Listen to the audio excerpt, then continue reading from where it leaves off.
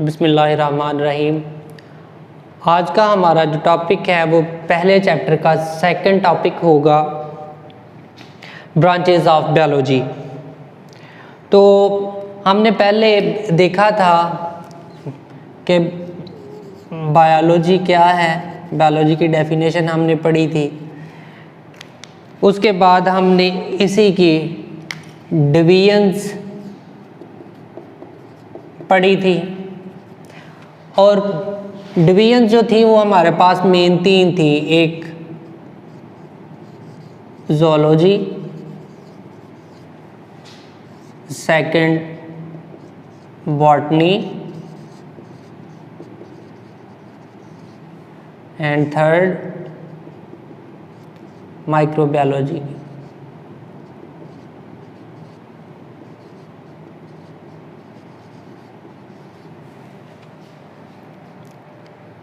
अब यही ज़ूलॉजी जो है ये scientific study of animals, botany जो है scientific study of plants, and microbiology is the scientific study of micro organisms like bacteria, virus, protozoans etc।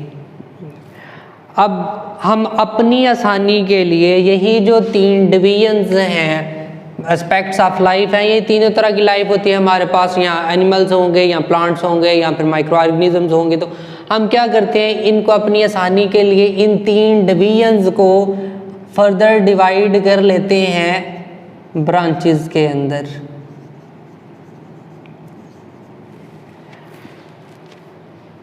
Branches biology की काफ़ी ज़्यादा हैं। आपकी जो सिलेबस का हिस्सा है वो 16 हैं ब्रांचेस, इसलिए आज हम इस लेक्चर में 8 आज डिस्कस कर लेंगे, और 8 जो हैं वो नेक्स्ट लेक्चर में इंशाल्लाह डिस्कस करेंगे। तो सबसे पहले जो ब्रांच है हमारे पास वो है मॉर्फोलॉजी।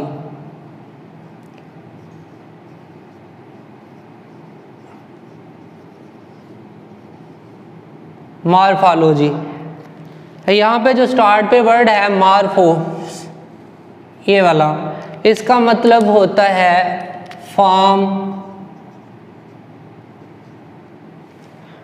तो आगे लोगीज या लोगस सेम वर्ड है, स्टडी, थिंकिंग, रीजनिंग। तो मॉर्फोलॉजी हमारे पास हो जाएगा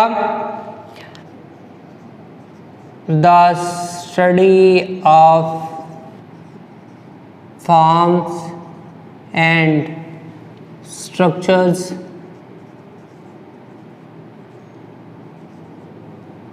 of living things। एक बात आपने याद रखनी है कि जो कुछ भी हमने डिस्कस करना है वो सिर्फ और सिर्फ लिविंग ऑर्गेनिजम्स के रिलेटेड ही करना है, क्योंकि हम पढ़ ही बायोलॉजी रहे हैं, और बायोलॉजी का मतलब ही यही है, scientific study of living things. तो इसकी पहली ब्रांच जो थी हमारे पास वो है मॉर्फोलॉजी। तो the study of forms and structures of living things.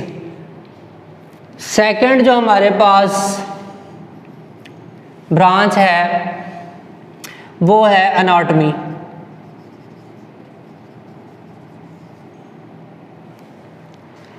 Anatomy का दूसरा नाम हम इसको ये दे लेते हैं इंटरनल मॉर्फोलॉजी। इंटरनल मॉर्फोलॉजी,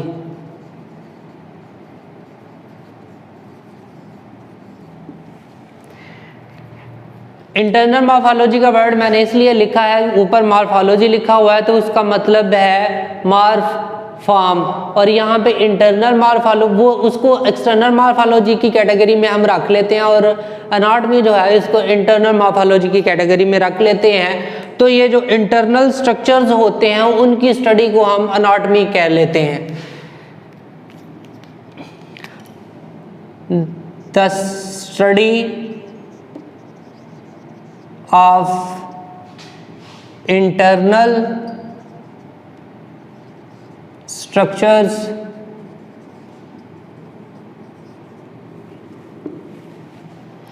इसको हम कहते हैं एनाटॉमी या इंटरनल मॉर्फोलॉजी। आपके बुक के ऊपर जो वर्ड है वो सिर्फ एनाटॉमी का है, इंटरनल मॉर्फोलॉजी का मैंने खुद से ऐड किया ताकि आपको थोड़ी अंडरस्टैंडिंग डेवलप हो जाए। अब जो हमारे पास थर्ड ब्रांच है हिस्टोलॉजी।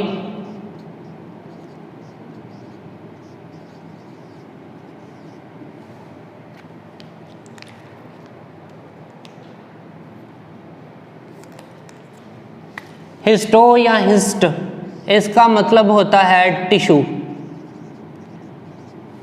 और लोगी लोगों से है, तो लिहाजा इसका मतलब ये हो जाएगा the microscopic study of tissue. अब टिश्यू क्या है आपके लिए शायद नया वर्ड हो या आपने पहले पढ़ा भी हो, तो चलिए थोड़ा सा इसको एक्सप्लेन कर लेते हैं। सेल्स जो कि बेसिक यूनिट है लाइफ का, basic structural and functional unit of life is cell. तो जब सिमिलर सेल्स आपस में मिलते हैं, cells plus cells is equal to tissue, तो ये मिलकर टिश्यू बना देते हैं, टिश्यूज बना देते हैं। सिमिलर सेल्स जो स्ट्रक्चर और फंक्शन के लिहाज से सेम होते हैं, जब आपस में मिलते हैं तो वो मिलकर एक टिश्यू बना देते हैं। अब इसी टिश्यू की जो माइक्रोस्कोपिक स्टडी होती है उसको हम हिस्टोलॉजी का नाम देते हैं। The microscopic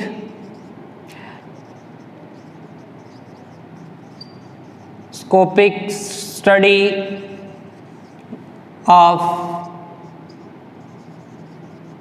tissues is called histology. Fourth number पे हमारे पास जो ब्रांच है वो है सेल बायोलॉजी। सेल बायोलॉजी, जिस तरह के मैं पहले आपको बता चुका हूं कि जो टिश्यूज हैं वो सेल से मिलकर बनते हैं, और जो सेल्स होते हैं वो बेसिक यूनिट हैं लाइफ का, स्ट्रक्चर के लिहाज से भी और फंक्शन के लिहाज से भी। तो सेल बायोलॉजी के अंदर हम सेल का स्ट्रक्चर, उनका फंक्शन, उसके अंदर जो ऑर्गेनेलीज प्रेजेंट होते हैं उनकी स्टडी, उनके बारे में सब कुछ हम डिटेल में पढ़ते हैं। एक सिर्फ सेल के बारे में जो कि लाइफ की स्ट्रक्चरल और फंक्शनल यूनिट है। लेट्स सपोज ये हमारे पास एक सेल है, चंद ऑर्गेनेलीज का मैं आपको नाम बताता हूं जिससे आप पहले से फेमिलियर होंगे। ये सेंटर में इसका एक न्यूक्लियस होगा,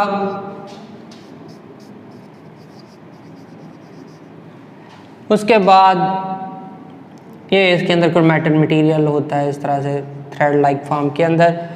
ये माइटोकॉन्ड्रिया,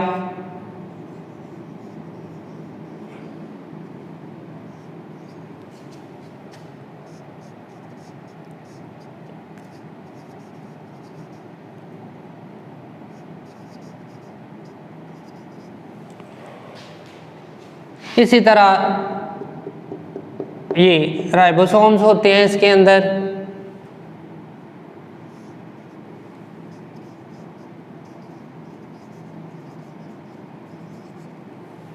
राइबोसोम्स हैं, ये स्टैक लाइक स्ट्रक्चर होता है इसके अंदर, इस तरह से करके इसको गोल्जी कम्प्लेक्स कहते हैं। Golgi complex. अब ये जो मैंने चारों नाम लिखे हैं इनको हम कहते हैं सेल ऑर्गेनेलीज। सेल ऑर्गेनेलीज जो कि सेल के अंदर प्रेजेंट होते हैं, सेल ऑर्गेनेलीज। अब सेल के बारे में, सेल के ऑर्गेनेलीज के बारे में और सेल्स का स्ट्रक्चर और फंक्शन, इन सब की जो स्टडी होती है उसको हम कहते हैं cell biology. The study of structure and functions of sales.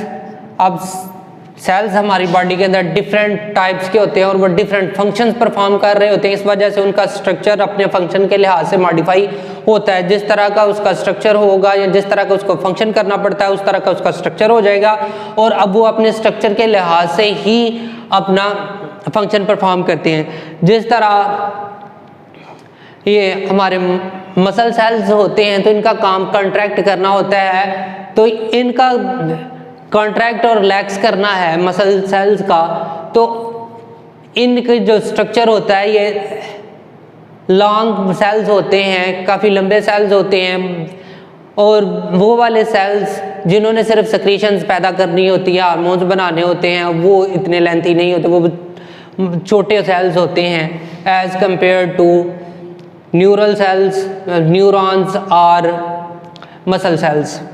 एक तो इसकी ये हो गई बात इसके अंदर के सेल बायोलॉजी के अंदर structure and function of cells and organelles present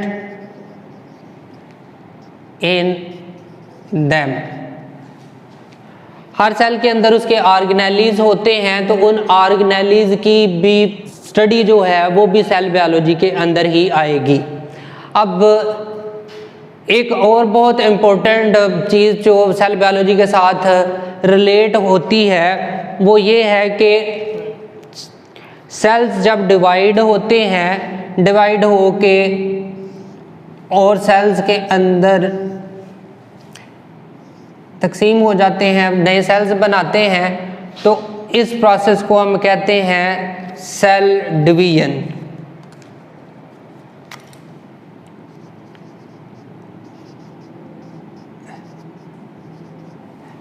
cell division, तो सेल डिवीजन का जो प्रोसेस है वो भी सेल बायोलॉजी के अंदर ही डिस्कस किया जाता है।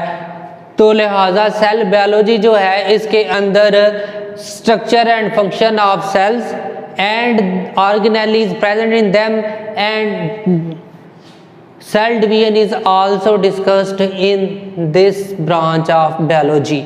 पांचवी ब्रांच जो हमारे पास है वो है physiology.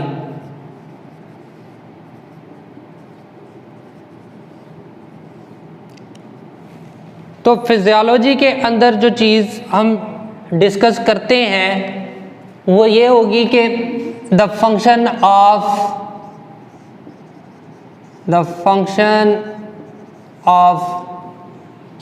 Different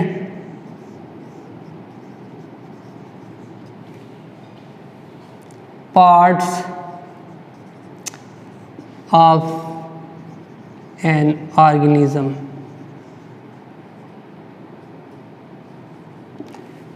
The function of different parts of an organism, जो डिफरेंट पार्ट्स होते हैं हमारी बॉडी के वो किस तरह से काम करते हैं। हम अपनी एग्जांपल ले लेते हैं, किस तरह से वो काम कर रहे होते हैं, इसको हम कहते हैं फिजियोलॉजी। तो कॉमन से एग्जांपल है एक कि सुनने का जो प्रोसेस होता है वो हमारी ईयर्स जो हैं वो किस तरह से कंप्लीट करते हैं या किस तरह से हम सुनते हैं, सुनने का प्रोसेस किन अवामल पर मुश्तमिल होता है, और उसके बाद फिर देखा कैसे जाता है, आंख देखती कैसे है, ये जो हम खुराक खाते हैं वो हजम कैसे होती है, उसको डिफरेंट जो पार्ट स्टोमिक है या स्मॉल इंटेस्टाइन, लार्ज इंटेस्टाइन, उसको डाइजेस्ट किस तरह से करते हैं, इस सब को हम कहते हैं फिजियोलॉजी। 6 नंबर पे जो ब्रांच है हमारे पास वो है genetics.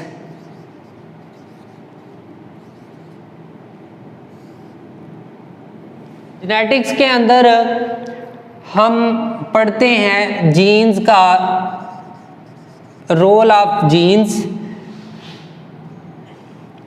Role of genes in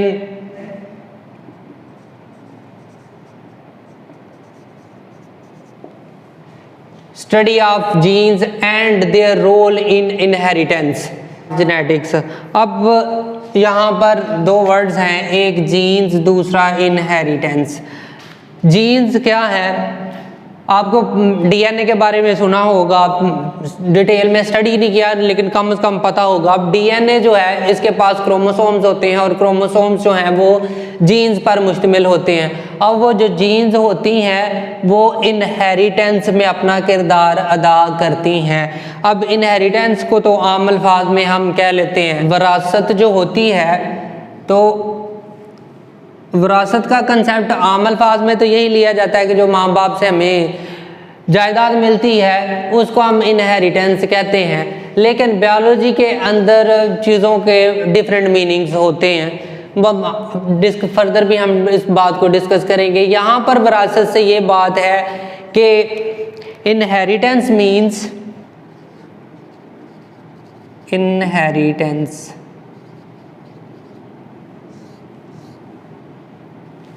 inheritance होता है ट्रांसमिशन ऑफ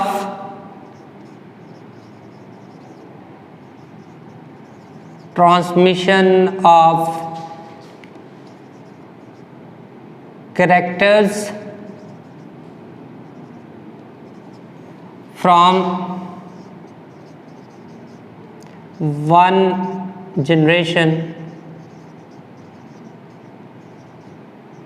to another। एक नस्ल से दूसरी नस्ल तक जो करैक्टर्स होते हैं यानी खुसूसियात होती हैं वो एक नस्ल से दूसरी नस्ल में कैसे मुंतकिल होती हैं उसको हम कहते हैं इनहेरिटेंस।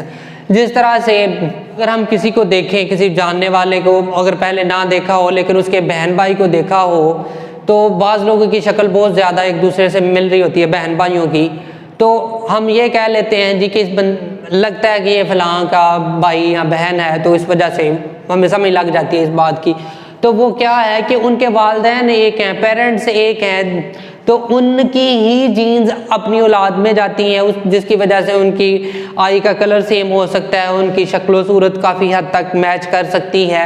ये सारा कुछ जो है ये जीन्स ही कंट्रोल कर रही होती हैं और जीन्स ही एक जनरेशन से दूसरी जनरेशन में ये करैक्टर्स लेकर जाती हैं। 7वें नंबर पे हमारे पास है embryology.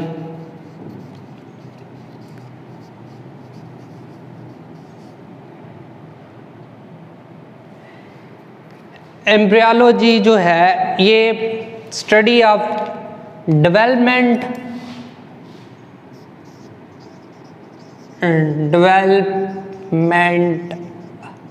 Of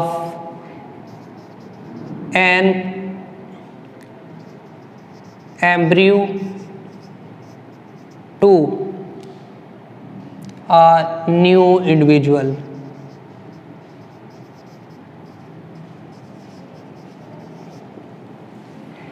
development of an embryo to a new individual, यहाँ पर एक एम्ब्रियो का एक नए इंडिविजुअल के अंदर जो डेवलप होना होता है उसको हम कहते हैं एम्ब्रियोलॉजी।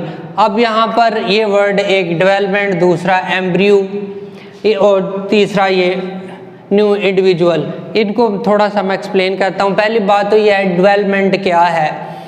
मैंने पहले भी बताया इनहेरिटेंस जो विरासत है इसका आम अल्फाज में हम ये कहते हैं कि जो जायदाद मिलती है उसको हम कहते हैं जी इनहेरिटेंस, विरासत। लेकिन बायोलॉजी के अंदर क्या होता है कि जो जीन्स मिलती हैं, करैक्टर्स मिलते हैं पेरेंट से, उसको हम इनहेरिटेंस का नाम देते हैं। और यहाँ पर डेवलपमेंट को तो वैसे कहते हैं हम तरक्की करना, लेकिन यहाँ पर बायोलॉजी के अंदर डेवलपमेंट क्या है इसको अंडरस्टैंड करने के लिए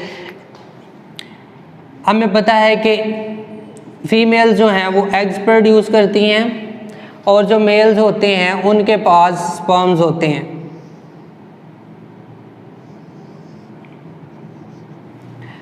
अब जब एग और स्पर्म ये जब दोनों आपस में मिलते हैं तो इस प्रोसेस को हम कहते हैं फर्टिलाइजेशन। अब यही फर्टिलाइजेशन जब हो जाती है तो फिर एक सिंगल सेल्ड ऑर्गेनिज्म बनता है जिसको हम कहते हैं जाइगोट। अब यही जाइगोट जो है जब इसके अंदर सेल डिवीजन स्टार्ट होती हैं, सेल डिवाइड होना शुरू हो जाता है, तो फिर इसको हम कहते हैं एम्ब्रियो। और एम्ब्रियो जब आगे इसकी फर्दर डेवलपमेंट होती है, मज़ीद चेंजेस आते हैं और ये कन्वर्ट हो जाता है एक न्यू इंडिविजुअल के अंदर।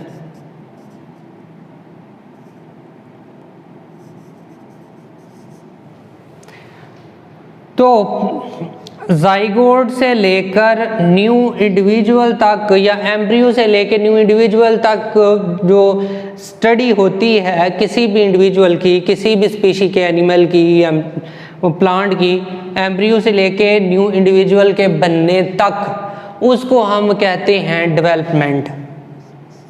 ये डेवलपमेंट है।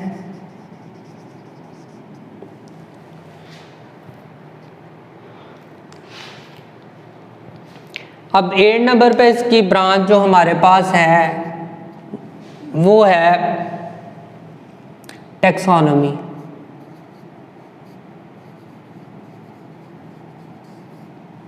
अब टैक्सोनॉमी क्या है? इसके अंदर दो काम किए जाते हैं ऑर्गेनिजम्स। पहली बात तो यह है कि ऑर्गेनिजम्स को साइंटिफिक नेम दिए जाएंगे, और दूसरी बात यह है कि उन ऑर्गेनिजम्स को ग्रुप्स और सब ग्रुप्स के अंदर डिवाइड किया जाएगा, क्लासिफाई किया जाएगा।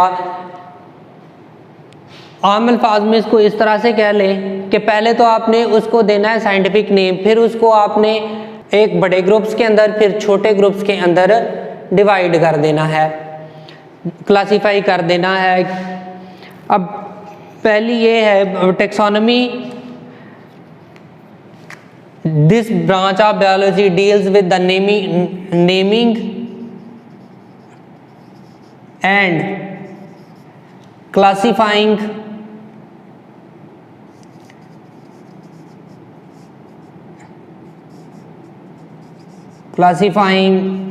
the organisms into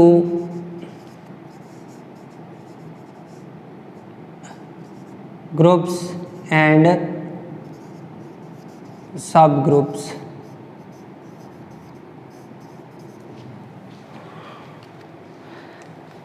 पहली बात यह है कि हर ऑर्गेनिजम्स को साइंटिफिक नेम्स दिए जाएंगे, फिर उन ऑर्गेनिजम्स को ग्रुप्स और सब ग्रुप्स में डिवाइड कर लिया जाएगा, जिस तरह हम बच्चों को first, second, third, fourth class के अंदर डिवाइड कर लेते हैं जिसके साथ, क्योंकि उनकी सिमिलरिटीज़ ही आपस के साथ होती है, एज भी तकरीबन सेम एक जैसी होती है उनकी, और उसके बाद वही नॉलेज जो उन्होंने पढ़ा होता है वही उन्होंने पढ़ा होता है, तो इस वजह से हम उनको क्लासीफाई कर देते हैं। इसी तरह यहाँ पर क्लासेस जो बनाई जाती हैं ऑर्गेनिजम्स की, वो उनकी सिमिलरिटीज़ और डिससिमिलरिटीज़ की बेस पर बनाई जाती हैं। ये नेक्स्ट फर्दर हम नेक्स्ट चैप्टर्स के अंदर इस बात को काफ़ी डिटेल के साथ स्टडी कर लेंगे।